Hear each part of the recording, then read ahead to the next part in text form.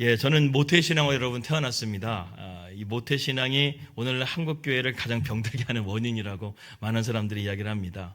교회를 습관적으로 다니고 형식적으로 다니는 사람들이 많다는 것이죠.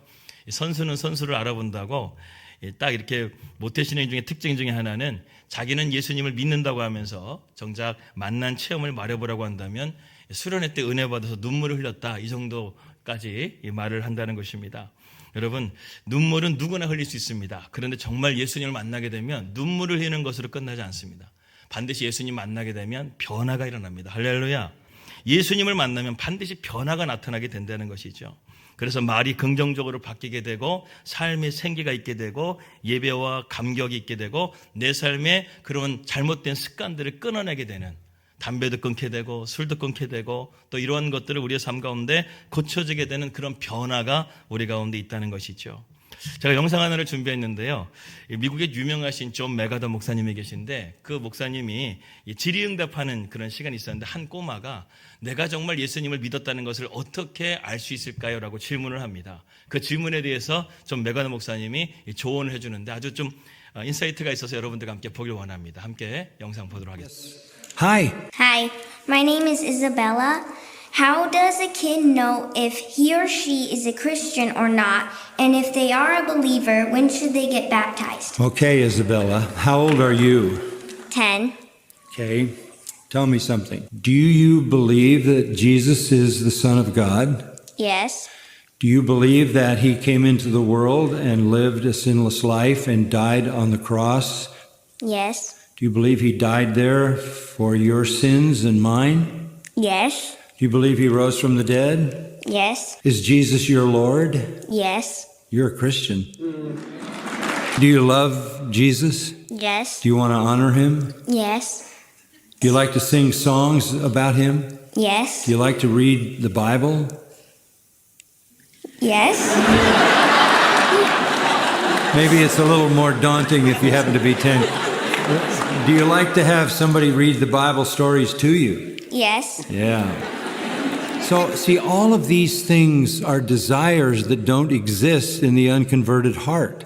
You express to me everything that the Bible says you need to believe to be a Christian. And the fact that you desire to love the Lord and honor the Lord is because He's made you new and gave you those desires. And they'll grow stronger as you grow older. Okay, Isabella? Okay. Thank you, dear. That's beautiful. 예수님을 우리가 인격적으로 만나게 되면 저런 변화들이 있다라는 것이죠. 내 안에 주님에 대한 갈망이 있고 예배하고 싶어지고 찬양하고 싶어지고 기도하고 싶어지고 전도하고 싶어지고 이러한 갈망들이 우리 안에 있게 된다고 한다면 정말 우리는 예수님 만난 거라는 것입니다. 여러분, 예수님 만나셨습니까? 찬송가에 이런 가사가 있습니다. 찬송가 289장 보게 되면 주 예수 내 마음에 들어와 계신 후 그다음 뭐죠? 가사가 변하여 뭐가 돼요? 새 사람 된다는 거예요.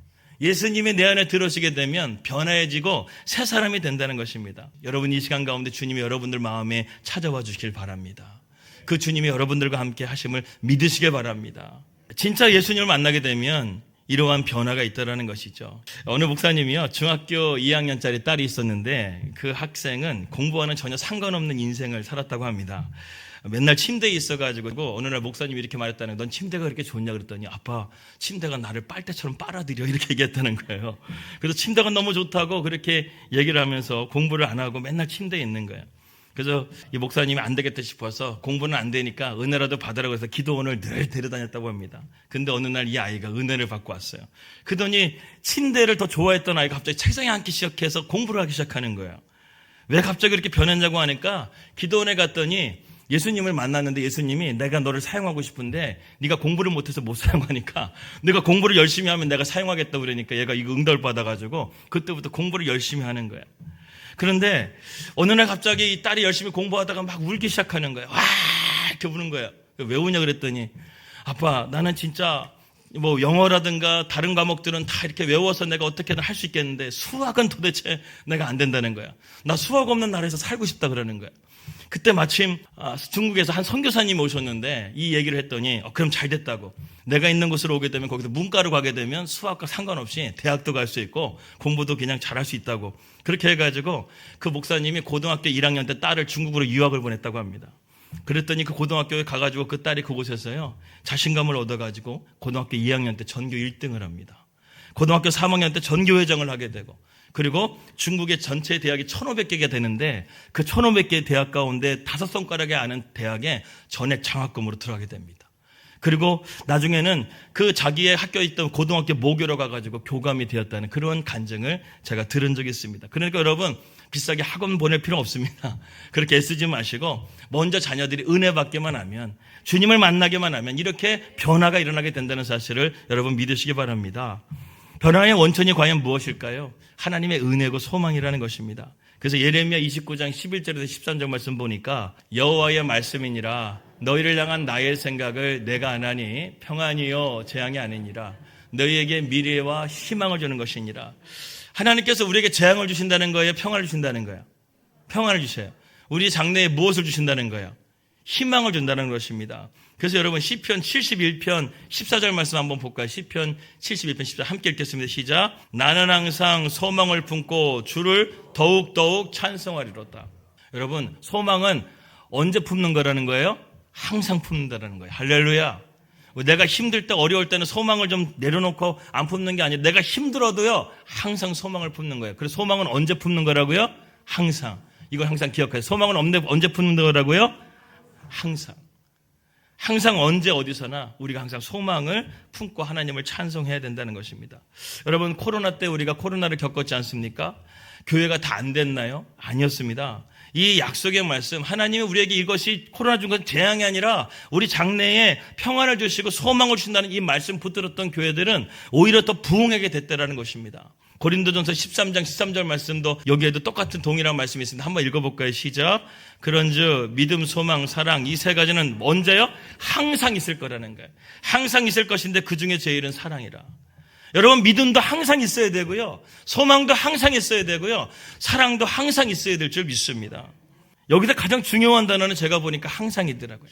신앙생활은요 항상 우리가 믿음과 소망과 사랑이 있을 때 신앙생활은 승리할 수 있다는 것입니다. 힘들 때나 기쁠 때나 어려울 때나 슬플 때 항상 소망이신 하나님을 우리가 하나님 마음에 품고 나가게 되면, 그러면 하나님의 은혜와 보호가 있다는 것이죠. 창세기 말씀 보게 되면 야곱이 이제 애굽의 총리가 된 요셉이 애굽으로 내려가게 됩니다. 그때 요셉이 준비한 땅이 어떤 땅이 아니면 고센이라는 땅이었습니다. 이 고센이라는 땅은 왕의 가축들을 기르는 그런 아주 적각거리 흐르는 좋은 땅이었습니다. 그런데 그 땅이 보통 좋은 땅이 아니라 나중에 보게 되면 이스라엘 백성들이 요셉을 알지 못하는 바로왕이 이스라엘을 핍박하고 430년 동안 그들을 노예로 삼을 때 하나님께 나중에 10가지 재앙을 내리게 될 때 그 10가지 재앙이 애굽에는 내렸지만 고센 땅에는 내리지 않았다는 거예요. 왜? 하나님의 은혜가 항상 함께했기 때문에. 하나님께서 약속의 말씀을 붙잡고 그 고센 땅에 있는 이스라엘 백성들에게는 그러한 재앙이 하나도 내리지가 않았다는 거예요. 여러분, 여러분들의 삶이 하나님의 은혜 가운데 고센 땅이 되기를 축복합니다. 하나님께서 적과 꿀이 흐르는 땅을 주실 뿐만 아니라 여러분 삶 가운데 어떠한 재앙도 미치지 못하게 되는 그러한 하나님의 지키심과 보호하심이 여러분들 가운데 있음을 믿으시기 바랍니다. 그러니까 하나님께서 우리에게 주시는 것은 재앙이 아니라 평안이라는 것이죠. 당시 야곱이 가족이 70명이나 됐었습니다. 그런데 그 70명의 가족을 가지고 이민을 간다는 거 쉽지 않았습니다. 그런데 야곱은요 하나님의 말씀을 붙들고 내려갔다는 것이죠. 그때 바로에게 받은 그 땅이 고센 땅이었고 하나님의 이러한 은혜를 받게 되었다는 것입니다. 그래서 여러분, 이러한 하나님의 약속의 말씀을 믿고 항상 나가게 되면 항상 우리에게 하나님은 소망을 주시는 하나님이신 것을 우리가 믿어야 된다는 것이죠. 저는 여러분 성경 말씀 다음으로 가장 믿는 것이 하나 있는데 그건 바로 뭐냐면 내비게이션입니다. 내비게이션의 자매님의 목소리를 상당히 귀를 기울이면서 전 듣고 있습니다. 때로는 이 자매님의 말씀을 듣지 않고 내 멋대로 갔다가 틀린 적이 한두 번이 아니었다는 것이죠. 더 놀라운 것은 이 자매님은 막히면 안 막히는 길로 또 다시 나를 인도해 주신다는 것입니다. 그런데 여러분, 이것보다 더 확실한 것이 있는데 그것은 바로 하나님의 말씀이라는 거예요. 저는 성경에 기록된 하나님의 말씀이 성경에 기록된 것만으로 저는 믿습니다. 어떤 사람은요, 제가 신학교 다닐 때 오병이어의 기적을 가지고 인간적인 해석을 하는 사람이 있어요. 그들이 가져온 도시락을 한 소년이 내놓게 되자 부끄러워가지고 자기 도시락 다 내가지고 오병이어의 기적이 그렇게 일어났다는 거예요. 각자 자기가 가지고 온 도시락을 내놓음을 통해서, 나눔을 통해서 오병이어의 기적이 일어났다는 거예요. 이렇게 성경을 인간적으로 합리적으로 해석하는 그런 신학교 교수들이 있었습니다. 저는 그때 그 교수님의 말씀을 믿지 않았어요. 하나님의 성경의 무호성을 저는 믿었습니다. 하나님께서 기록된 대로 우리가 믿기만 하게 되면 하나님의 은혜와 하나님의 능력이 우리 가운데 함께 한다는 것이죠. 어떤 신학교 교수님은 자유주의 신학교 고대의 이 사건들을 짜집게 한 것이 편집된 것이 성경이라고 말을 하는 그런 신학교 교수도 있었습니다. 그러나 여러분 절대 그렇지 않아요. 우리 양문교회 성도님들은 하나님의 말씀을 있는 그대로 믿으시기를 주님 여러분 축복합니다. 그래서 여러분 기독교의 신앙은요, 알고 믿는 게 아니에요. 믿고 알아가는 거예요. 믿는 것이 먼저입니다. 그 다음에 하나님께서 우리에게 깨닫게 주시는 것이죠. 믿음의 창의 눈으로 하나님의 말씀을 보지 않게 되게 되면 우리는 이 성경의 말씀 대부분 믿지 못해요. 왜? 대부분 성경의 말씀이 기적이 많거든요. 하나님의 불가사의한 역사들이 많거든요. 근데 이것을 믿음으로 보지 않게 되고 믿음의 창으로 보지 않게 되게 되면 하나님의 말씀을 아무리 우리가 들어도 그 말씀이 내 삶 가운데 상관이 없는 말씀이 되는 것이죠. 여러분들이 하나님의 자녀됨을 여러분 믿으십니까? 여러분이 하나님의 죄사함을 받은 것을 여러분 믿으십니까? 이게 어디에 써 있냐면 성경에 써 있다는 거예요. 날 사랑하심 성경에 써 있네. 하나님이 우리를 사랑하시기 때문에 우리를 죄에서 구원해 주시고 우리를 하나님의 은혜 가운데 자유케 하게 하셨다는 것입니다. 사랑도 마찬가지입니다, 여러분. 사랑도 항상 우리 가운데 있어야 된다는 것이죠. 때로는 배우자가 얄밉게 말해도 이렇게 해석을 하십시오. 항상 사랑해야 되기 때문에 어떻게 해석해야 될까요? 배우자가 얄밉게 말해. 나를 약올리는 것 같아. 그렇게 말할 때는 어떻게 돼? 저 사람이 지금 사랑이 필요한 것이구나. 사랑에 내 사랑을 줘야 되겠구나. 이렇게 생각하시면 되면 그 문제가 쉽게 풀릴 수가 있다게 된다는 것입니다. 소망도 항상 우리가 가지시길 바랍니다. 지금 자녀가 답답하고 걱정거리라고 여러분 생각하지 마십시오. 소망을 가지고 그 자녀를 기도하게 되면 하나님은 그 자녀에게 은혜를 주셔서 반드시 변화시켜 주실 것입니다. 그래서 여러분 성경에 보게 되면 하나님께서 우리에게 주시는 그러한 축복이 7가지가 있다고 제가 말씀드렸습니다. 오늘은 우리가 3번째인데요. 7가지 축복 한번 따라해 볼까요? 자녀됨의 축복, 죄사함의 축복, 자유케 되는 축복, 치유와 기적의 축복, 의롭다함의 축복, 기도 응답의 축복, 성령 침례의 축복. 이러한 축복이 우리 가운데 성경에서 약속해 주신 말씀이라는 것입니다. 이러한 약속의 말씀 붙잡고 소망으로 나아가시기를 바랍니다. 오늘날 많은 사람들은요, 세상에 무언가에 사로잡혀 살아가고 있습니다. 대부분 무엇에 붙잡혀 살아가고 있냐? 돈에 붙잡혀 살아가고 있습니다. 오죽하면 여러분 돈에 살고 돈에 죽는다는 말까지 있습니다. 우리나라가 여러분 불행지수가 1위라고 합니다.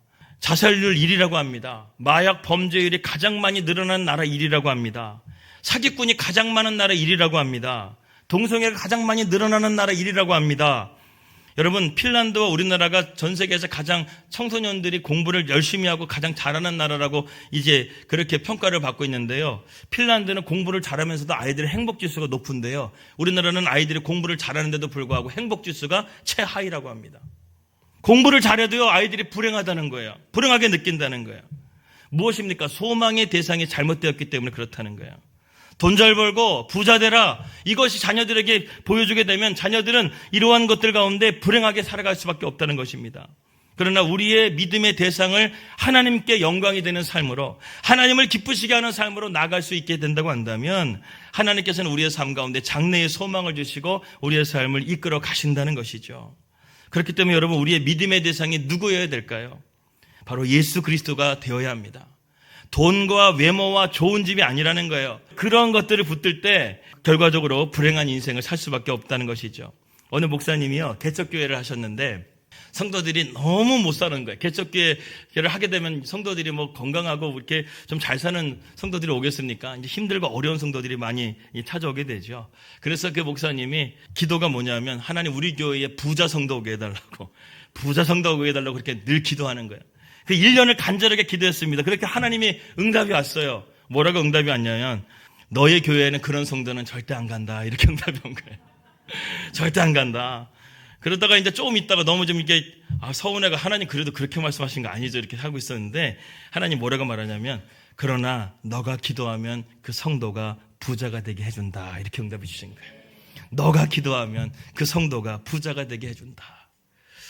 그 말에 이 목사님이 힘을 얻어가 더 열심히 하나님 앞에 기도했다고 합니다. 그랬더니요, 어느 날 갑자기 월세 살던 그 성도가 집을 산다는 얘기를 듣게 되고, 차가 없던 성도가 차를 사게 되고, 또 가게를 내어가지고 개업 예배를 하게 되고, 하나님이 번성해 주셔서 지금은 그 개척교회가 부목사님을 6명이나 두는 큰 교회가 되고 하나님의 축복받는 교회가 되었다는 얘기를 들었습니다.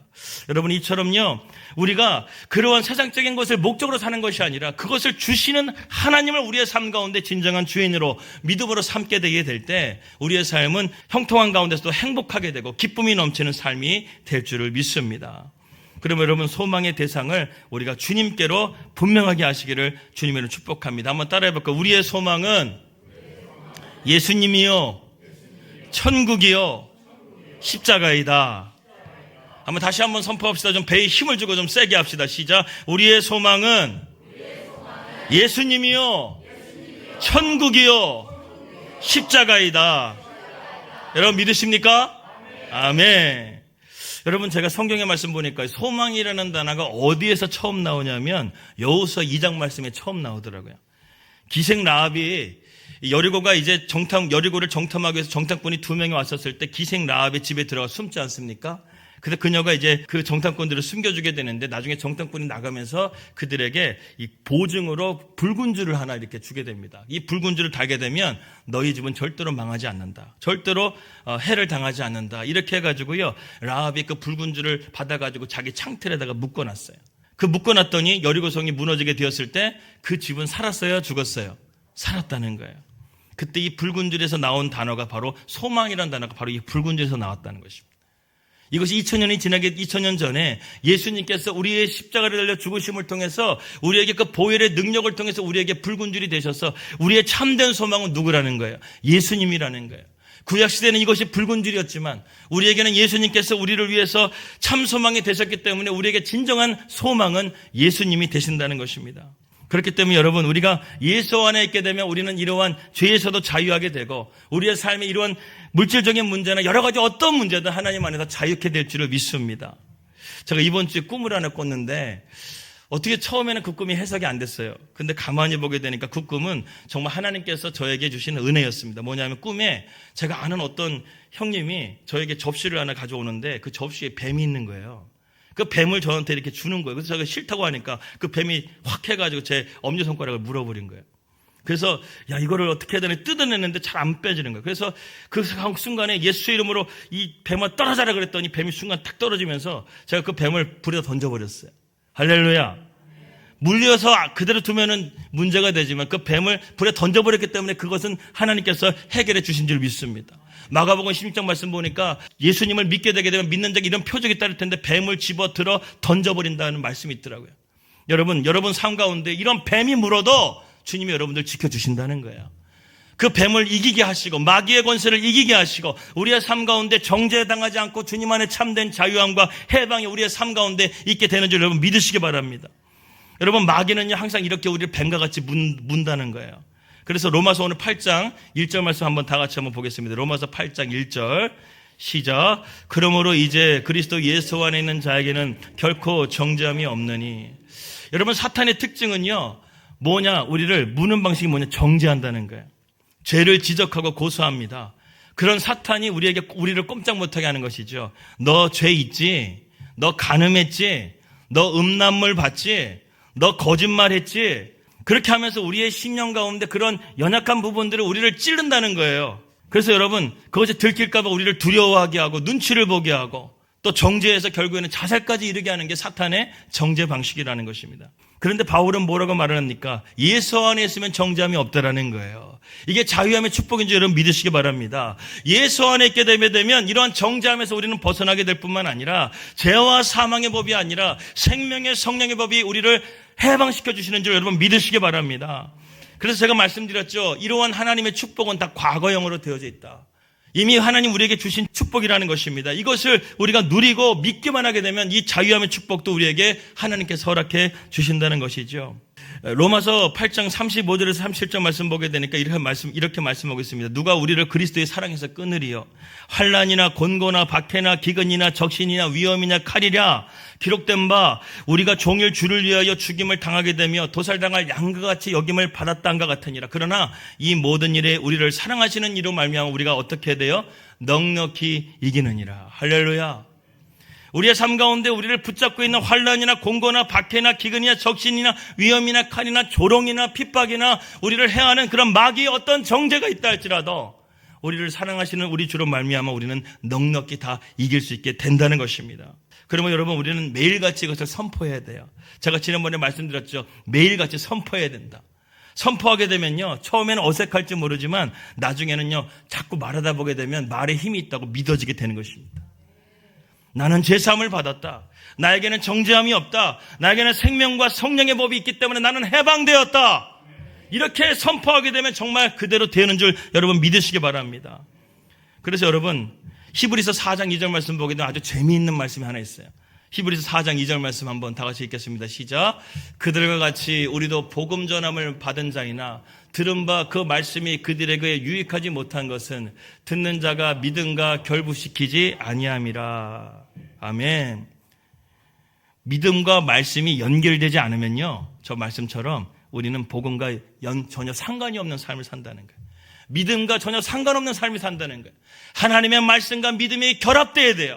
그 말씀이 연결되게 될 때 우리의 삶 가운데 이런 진정한 자유함의 축복이 임할 줄을 믿습니다. 2절 말씀, 로마서 8장 2절 말씀을 읽겠습니다. 시작. 이는 그리스도 예수 안에 있는 생명의 성령의 법이 죄와 사망의 법에서 너를 해방하였습니다. 여러분, 죄인에게는 뭐가 있어요? 죄와 사망의 법칙이 있습니다. 그러나 믿는 우리에게는 생명과 성령의 법칙이 있습니다. 그렇기 때문에 우리는 선언할 수가 있다는 것이죠.